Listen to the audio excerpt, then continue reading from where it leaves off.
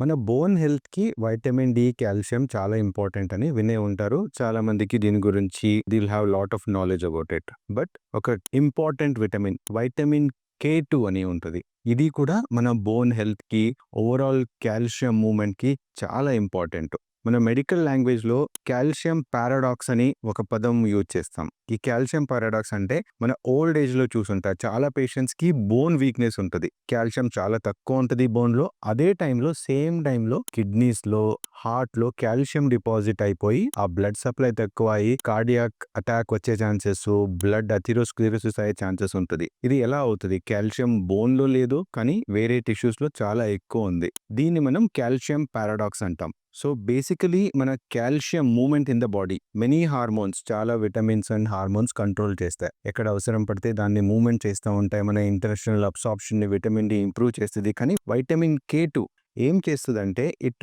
Maintains a proper flow. కాల్షియంని ఎక్కడెళ్ళాలి, ఎక్కడి నుంచి మనం తగ్గించాలి, ఇదని it's kind of a director for the calcium movement. So vitamin K two మన హార్ట్‌లో కానీ, ఆర్టరీస్‌లో కానీ, వేరే టిష్యూస్‌లో కానీ, లంగ్స్‌లో కానీ, కిడ్నీలో కానీ ఇది డిపాజిట్ అవ్వకుండా it makes sures that calcium is deposited properly in the bone. So బోన్‌లో డిపాజిట్ అయినప్పుడు ఇట్ గివ్స్ స్ట్రెంగ్త్. అదే సేమ్ టైమ్ ఇదే కాల్షియము మన వేరే టిష్యూలో ఎక్కువ డిపాజిట్ అయినప్పుడు it is going to give us a lot of other diseases. దీన్ని ప్రివెంట్ చేసేది మనం vitamin K two. So it's a very important vitamin to control the bone strength at the same time preventing the other diseases. So vitamin డితో పాటు vitamin K two మన dietary ఇంటేక్‌లో చాలా important. What are the sources? మన vitamin K two ఎక్కడి నుంచి దొరుకుతది? మన ఎగ్ యెక్‌లో ఉండొచ్చు, మన చీజ్, బటర్‌లో ఉంటది. These are the common sources